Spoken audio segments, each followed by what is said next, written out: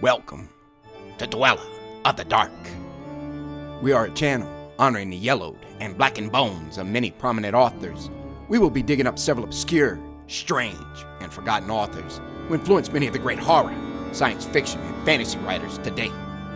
More tales of the horrifying, obscure, strange, and forgotten are climbing out of the tombs. Subscribe, comment, like, donate, or I'll send Thaddeus Forge to steal your heathen soul. Unknown horror masters, send us ghoulish delights for the Skull and Bones collection. Your pound of writer's flesh will continue to feed our ghouls for now. Books, websites, podcasts, in the links below. Children of Horror, Legion of Ghouls. Tonight, this one is wholeheartedly dedicated to you bloodthirsty fiends of the dark. Creatures in Scotland, like the soon-to-be published Stephen Sinclair. From the gates of hell, the Legion Master, ARW-CWB. Across the Arizona desert, the stalking skinwalker, Thomas Swafford. The ghastly haunter of the dead, Phantom Generator 237. And in those dark seas, the Leviathan that makes Jaws scared to enter the water, Sharky Sharkins. But especially to all you horrific boils and ghouls, thanks for your continued support. A second blood-curdling scream to my fellow writers, judges, and jurists of the HWA. Long may your life fires burn brightly and eternal. I present a seafaring tale in that dastardly of colors, crimson. I submitted this epic story chosen from a pre-approved list of characters that we could spin a ghastly yarn from. The legend of Long John Silver and the bats of the blood tide roared out as a horde of hellion bats. Our vampire pirate tale made it to the Horror Writers Association shortlist for their Scaring and Daring Adventures Anthology Contest 2023. As stated by the HWA judges in the final selection. Arthur, please know that although this submission, The Legend of Long John Silver and the Bats of the Blood Tide, was not accepted, you made it into the very final round of consideration, i.e., the top level of the shortlist, meaning for all intents that this story was exceptional in many ways. Only 18 stories were held for this final round of deliberation. HWA judges Scaring and Daring Adventures. Boils and ghouls, I was honored to get shortlisted for this bloody tale. You can bet your bats that I'll be releasing this one in some sort of collection soon. Of course, the book, as always, will be written in blood to the Children of Horror and Legion of Ghouls. The Legend of Long John Silver and the Bats of the Blood Tide by Jeffrey LeBlanc. I, Captain Long John Silver, with fiery torch and hemlock stake, drove the winged devils back into the fathoms ere the daybreak. Captain Jim Yellowbeard Hawkins. Red skies by night! Red skies by night! Squawked the emerald green parrot, Captain Flint, from the slouching and irritated shoulder of her captain master. Are my feathered friend that they be, but these red skies and blood tides be no delight. Captain Long John Silver lurched his towering frame on his hemlock crutch and looked out squinting on the horizon. Shifting his weight to readjust at the captain's wheel, he lifted a golden spyglass he had in his breast pocket and studied a heaving structure on the red tides. Pieces of 8! Pieces of 8! Captain Flint flapped his wings excitedly. Long John Silver shook his head as the parrot did so. Then the one-legged pirate captain continued his cautious study of a sinking derelict across the bow. With a slow nod and a mischievous devilish smile, Captain Long John Silver answered his green-feathered companion. We not be pirating for plunder today, Captain Flint. Today be vengeance. The winds gusted across the sun-tanned face, the glacial blue eyes and gray and red beard of Captain Long John Silver. The sea-weathered, towering pirate narrowed his gaze as he stood at the captain's wheel, spying what looked like a listing derelict. Or maybe it was the Leviathan itself giving a last gasp in a pool of sanguine sea. No, I'd recognize you anywhere on the seven seas. Oh, poor dear. Look at what this miserable creature has done. Tattered pirate flag, the tarnished golden mermaid figurehead, and her very name, Bloodhawk, seems ready to fall into the fathoms. That monster sucked the very life out of you as well, my ship. The galleon Bloodhawk had been Long John Silver's first prize in the golden age of piracy. Because of his bravery, or despite it, the daring maneuver to breach in between the British charge reloads had gained him favor and immortality amongst his pirate brethren. As reward, Captain Flint, the silver-haired real pirate, not the parrot, awarded the Bloodhawk to Long John. An incredible feat for a boy only a few years older than Jim Hawkins. The scoundrel cares for nothing, Jim. Like a vulture, he chews and gnaws at everything he touches until the bare bones are left. He continued to narrow his eyes and seethe under his breath a dozen pirate curses as the Bloodhawk creaked and heaved in the blood tide. His crumbling, sinking trophy, the scourge of the seven seas 20 years past, was now broken and tattered on the verge of sinking near a jungle coast off Papua New Guinea. This man really crossed you, Captain Silver. Jim Hawkins put a hand up to block the evening sun's crimson glare. His eyes widened in disbelief as he nudged Long John Silver. Captain Silver turned to the wide-eyed boy of no less than 13. A boy that had on more than one occasion proved his mettle and saved his bacon when the chips were laid low. He rubbed his beard, then looked down to the boy, who also stared off on the sinking ship grounded on a coral reef. As I was saying, Jim Hawkins, there's never been a man save Lord Albert Henry that gave me the shivers. But on reflecting, this scoundrel we be chasing ain't a man, nor his ilk that flap along with him. He's the only creature, I swear, that looked me between the eyes, took a full charge to the gut, and seen a good day afterward. Then Long John shrugged and grimaced. Though I can confess he hasn't seen the sun in over 100 years. How can that be, Captain Silver? The sandy-haired, blue-eyed boy looked up to the pirate captain with a raised right brow of skepticism. You must be joking, no man. Captain Long John raised his left palm solemnly to interrupt. He adjusted his black leather corn hat, squinted with his left eye, and leaned in a whisper. As I said, young Jim, tain't no man on that sinking ship. The Bloodhawk is dead ahead, Captain. A squawking voice announced from the crow's nest.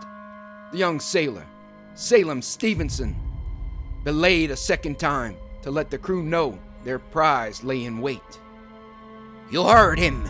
Make haste to pull alongside that ship. Hobbling, the one-legged pirate barked and growled his orders in haste to the crew to go alongside the sinking pirate ship. With his left eye squinting on the crew, he grinned with an eager, devilish delight that he'd finally be settling an old score with the very man who had stolen his pirate ship, the Bloodhawk, so long ago. In the moment, the aged, red-bearded sailor in his late 50s looked 20 years younger, and he'd look even younger once he ran Lord Albert Henry through and through the blade of his cutlass. Captain Silver ushered his fledgling future pirate to the starboard side of the main deck. Jim, mind your eyes and ears when we breach her. These folk have a way of distorting things. What you see might not necessarily be what is there, even in daylight. They have a peculiar way. Captain Silver had more than a jitter, and his hands clenched and unclenched, anticipating a rematch with the devious Lord Albert Henry. Yes, cold sweat poured across the stoic pirate's brow, knowing normal cutlass and pistol were useless on this fiend. He watched, seeing Jim Hawkins growing nervous himself with the way Long John was biting his lower lip and staring wide-eyed to the lower hold of the Bloodhawk. I'm carrying on like a know-nothing knave on his first battle. Get a grip, Long John, and stay the tides. He furrowed his brow, thinking and anticipating all of the tricks Lord Henry might try to use to dissuade him. Then throwing up a dismissive hand, Captain Long John Silver, the man with a face the size of a ham and the smile of a humble parson, moved in staggered haste from the captain's wheel, having first mate Ben Gunn assumed steering the Hispaniola. His heart raced with excitement as he pegged along the middeck on his wooden left crutch. He dodged line and sailor to reach a better vantage point to see the Bloodhawk. All the while, he lumbered, avoiding pirate, tinder, and shot. Between dipping and lunging across line and small cannon, the stoic captain never lost sight of the Bloodhawk as its silhouette loomed as a reaching dark hand behind the waning red smear of the setting sun. The man, whose face had stayed ageless despite long days sailing under blue skies, moved with the grace of a stalking panther. With the agility of a wild goat, he nimbly maneuvered with Captain Flint, squawking of treasure and tides on his shoulder. With the leap of a satyr or the launch of a fawn, he reached the starboard bow and pivoted on a rail. He shouted curses and sang a sea shanty as the crew launched ropes to snag the Bloodhawk. The crest and the wave made you the devil's slave, but Albert Henry, you never thought Long John would capture the knave. I'd say by the bow, you'd go to the locker beneath the main, but a bloodlusting heathen like you wouldn't fear that pain. So I'll rack your wicked wings to the crow's nest, my friend. From the gibbet and the line, your corpse will burn under sun for your sins. He put his calloused right hand over his brow to shade his eyes of ocean blue.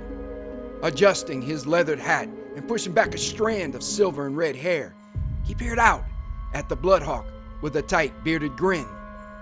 He spotted a key place to launch the hooks and shouted excitedly, "Scoundrels and scallywags, throw the lines here on our port bow. And gentlemen, watch your necks." His heart leaped with joyous anticipation, but in the same instant, Long John clenched his teeth at the listing ship with unnerving dread. Tattered and ripped sails, unfastened moorings, and the charred captain's quarters made the old pirate bite down his aged jaw in a disgusted rage. Like everything else in his life, Lord Henry made my Bonnie Pearl a shadow corpse of her glorious early years. Some are destined to suck the life out of all they touch. We need be cautious, or we end up like the Bloodhawk as well.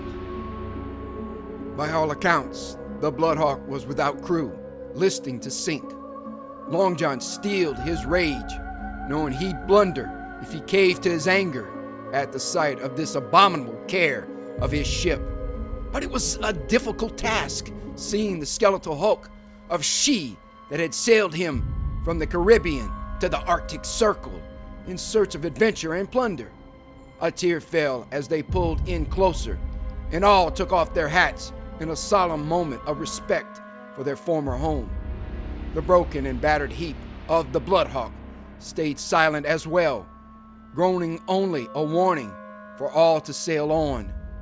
Long John heard the fall of skull-white barnacles off her ravaged lower hull. He smelled the decay of the wood and something else the closer he and the Hispaniola pulled in. Cakes of stalactite crystals of salt are hanging in sheets from her moorings. I hear the crack of timbers from the kiss of the sea worms that have gnawed and ravaged her planking throughout. The closer pass and viewing caused Captain Long John Silver to issue a second prayer. But was this prayer for his once sparkling gem of a ship in the golden age of piracy? Was this wonder from Captain Long John Silver's youthful reign the sole focus of his spiritual reverence? Or for someone else? Why the worried brow, Captain? Yeoman Black Dog lumbered up with steel glints in his eyes and a pirate's smile as he pointed. The ship is a derelict, and the man you most despise likely dead. And as I always say, dead men don't bite. By the way, I thought that was Israel Han's saying. Captain Silver growled. Israel Han was in no longer need of it. Yeoman Black Dog gave a sneer to Jim Hawkins. Long John remembered that it was young Hawkins that had killed the insidious pirate when Israel Han had treacherously tried to kill poor Jim back on Treasure Island. The boy still bore the dagger scar from that battle. I agree, Black Dog. But hold dear the items I issued ye all. Where the religious items, charms, crucifixes, and the like for this one? Captain Silver grinned to Jim and tousled his hair playfully. Then he raised a brow, glanced for a moment to the yeoman, and said, What ye said be true, that the restful dead don't bite. Aye, that be true of a normal man, Black Dog. But this lot be no normal foe. Warn the men, dead or not. Watch out for this crew's bite. Yeoman Black Dog went wide-eyed and shook his head to the captain. Long John could see the man puzzled or bewildered. He ushered him off and reminded the pirate to caution the men. Wrap their collars high up past the chin. These fiends gnash and bite throats, me hearties. Anyone bit, we will sadly have to put down like a dog. The yeoman winced and recoiled in response to Captain Silver's warning. I almost learned that lesson the hard way, Jim. She. Captain Silver tapered off, and his mind drifted a minute as the last line was made fast. You almost learned your lesson the hard way? I find it hard to believe, sir. No one I've ever met on our adventures, and that includes the vile Captain Mendoza, got the better of you, Captain Silver. Jim shook his head in disbelief, then looked down at a silver crucifix that Long John was hastily throwing around his neck. You said a she, though. Did a woman best you? Captain Long John Silver winced at his too smart for his own good Jim Hawkins. There was no way Jim was going to let it go.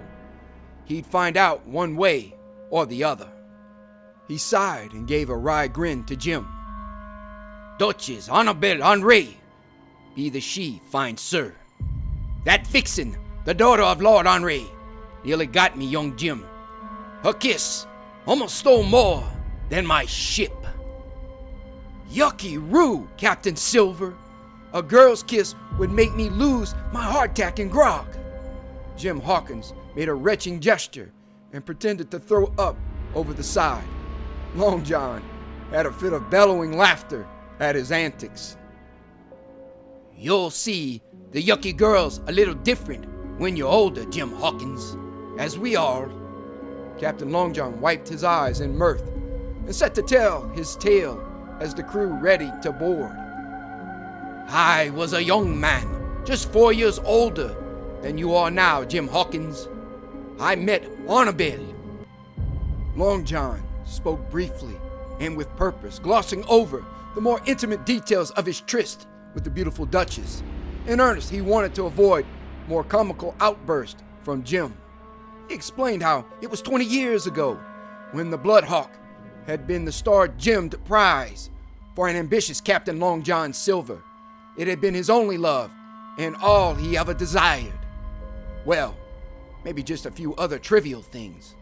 A keg of rum, a chest of gold, and of course, a brilliant star to sail his beloved Bloodhawk by had been his only other meager wants. My Bloodhawk had been stolen from me by that dog Albert Henri. But to add to my woes, Annabelle Henri stole my heart. Neither were thieves, nor were they pirates.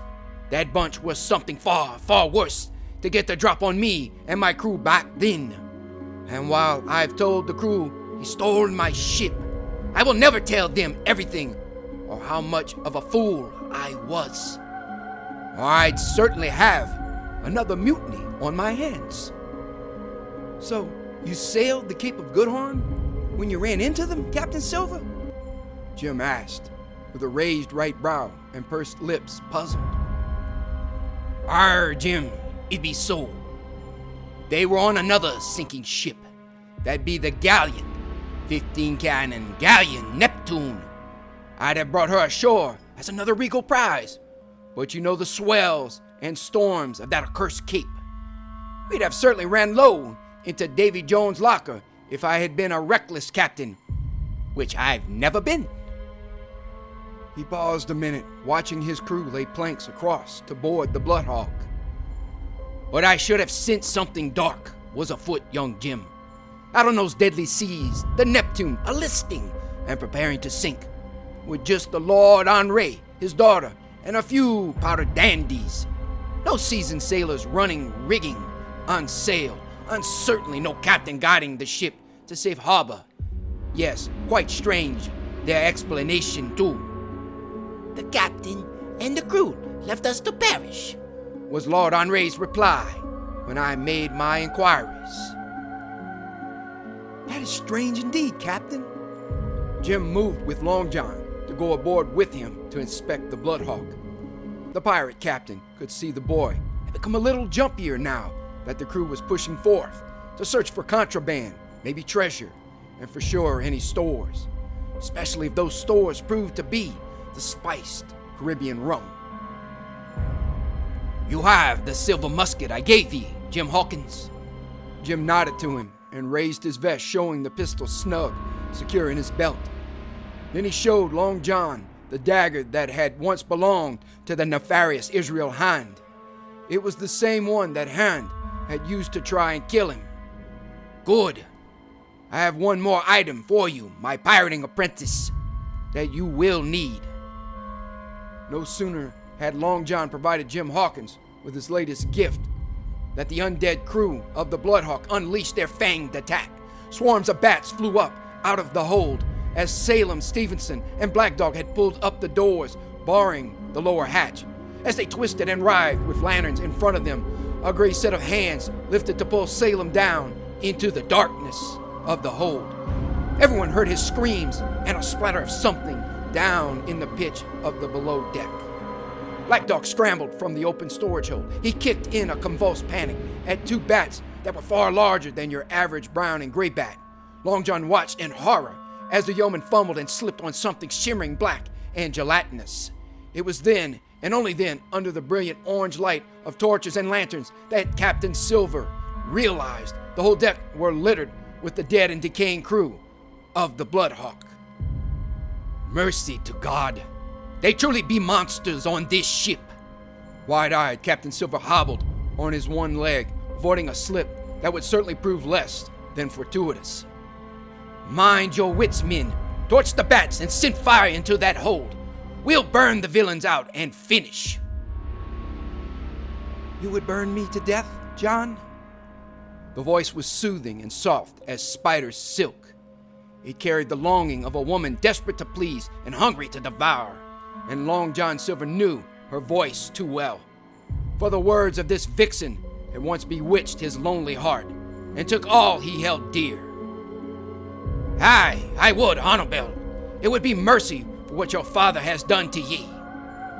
Captain Long John Silver raised his lantern upon a woman of life frame, ghostly, blonde hair, with eyes of emerald green.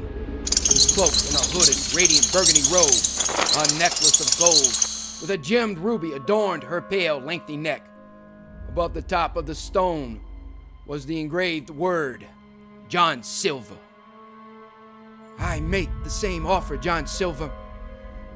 Annabelle walked slowly forward with her eyes welled in tears, blood tears. She unfolded her cloak, put her hands out defensively. Long John could remember the icy cold of her last embrace. He felt a similar hug from the iced winds of the Arctic. Take my hand, take my eternal kiss, and be at my side. I will love you all our eternal days.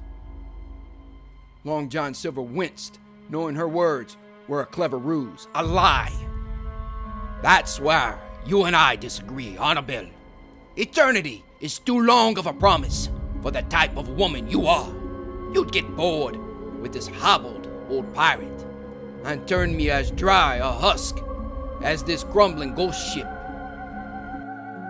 You know nothing of what I felt for you, John Silver. You would make everything that happened between us a lie. You truly believe everything I shared with you, the laughs, the music, the dancing, the kisses, were all a mask of deceit to steal the Bloodhawk. She glided close, and Long John didn't turn away. I didn't care about the ship, you fool. Father wanted your ship to move us to a better port to hunt. I wanted to stay in Malabo with you and your jungle castle. You always said the sweetest words, Annabelle. Long John glanced at the shadowed hold of the sinking Bloodhawk. His face went expressionless for a minute. He wanted to lean in and kiss the beautiful Duchess Annabelle Henri's lips as he'd done so long ago, just before she'd been corrupted by evil. How, even now, their red hue held all the mystery and allure Captain Silver had searched for in earnest his whole life on the turbulent seas.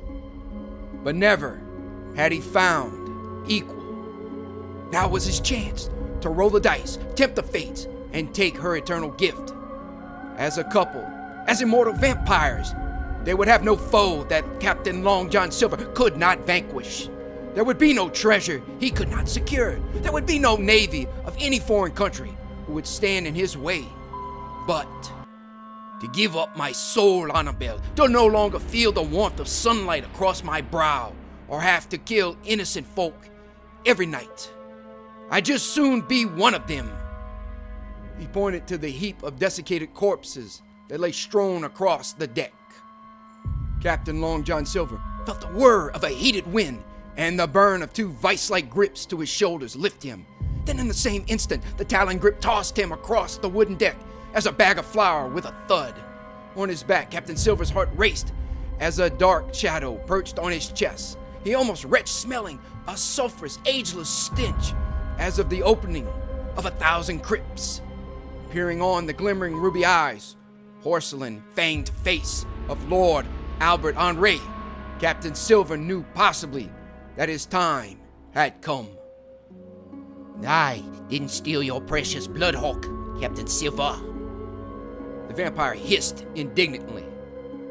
I want it fair and square in our game of cats. Long John squinted with his left eye and locked his right eye on Lord Henri. With a brooding lip, as the vampire kept him pinned, the pirate captain kept his cool in the dangerous moment. Well, by the ways I see it, your grace, you had help. Long John smiled over to Annabelle, who looked on bewildered. The vampire growled. Arr, if you think my daughter's charms caused you to lose. Long John interrupted. By no means, sir. She's a beauty, I'll give you that. When you were alive, I bet you had a hell of a time keeping the sea wolves at bay. The vampire shook his head, gave a fanged smile, and rolled his eyes toward Annabelle as Long John went on. No, I say the devil himself gave you that gift to read my mind. So, I say the game was rigged before I had even set foot in the Henhoos game. Therefore, we agree to terms, and I take back my ship. Lord Albert Henri lifted off Captain Silver and slapped his leg in uproarious laughter. Ha ha ha ha! He cast his right hand to his mouth and laughed some more. I see why my daughter fell head over heels for you, Captain Silver. You truly are amusing. I must concede that over the years I grew annoyed at her constant references to you.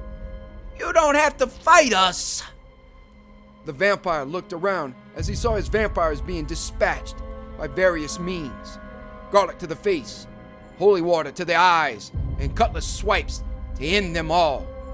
All these tactics Long John had trained his men in over the years he hunted for Lord Henri.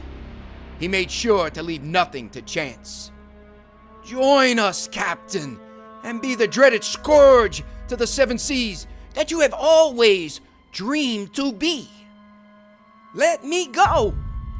Captain Silver heard a boy's voice, Jim Hawkins' voice, scream out. In a terrified rage, he turned to see that his beloved Annabelle had gripped the foolish boy by his neck as a cat might a mouse. Captain Silver, tell her to let me go. I don't want to hurt your lady friend. Both the vampires had laughed hysterically and wickedly at Jim's warning. And, just as his real hand had learned to his demise, their laughter had been a mistake. Captain Long John Silver screamed out his own warning to both. I do as he says, Annabelle. He's a mite small, I agree, and poses no threat to your devilish ilk. Besides, he'd be less than a meal anyway. On those words, Long John winked at Annabelle, who looked more than confused. But brave Jim Hawkins knew Captain Silver's wink all too well. He drove the silver-handled ash stake, Long John's earlier gift to the boy, straight into Annabelle's blackest heart. The staked vampire fell back in shock and turned to cindered ash. No!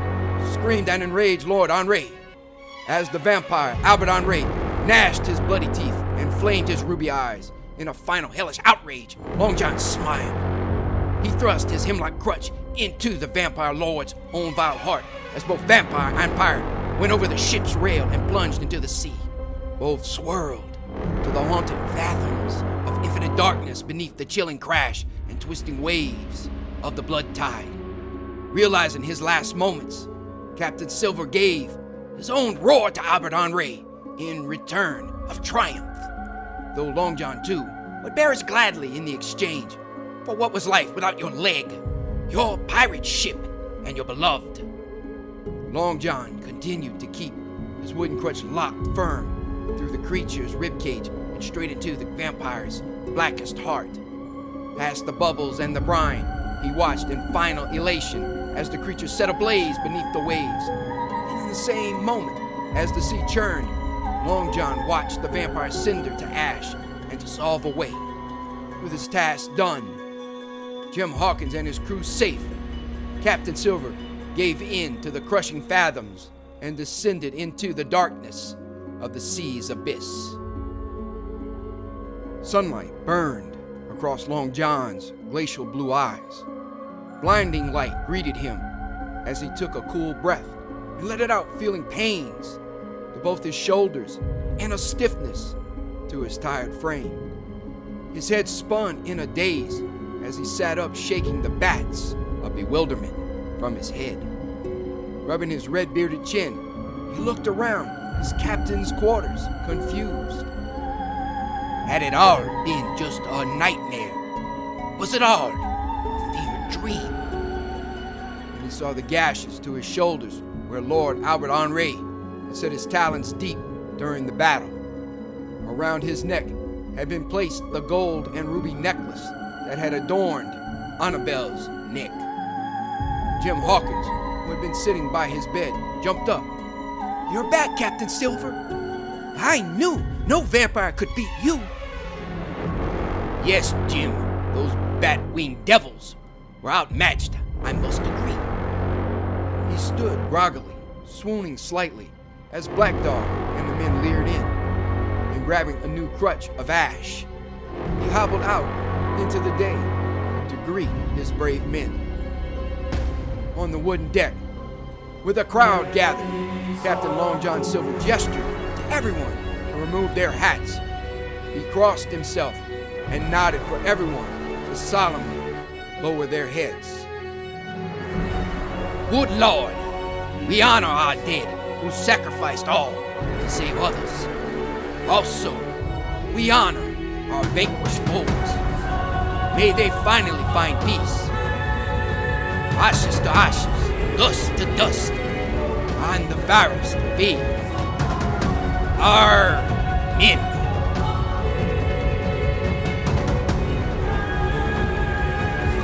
Thank you for listening. Have a great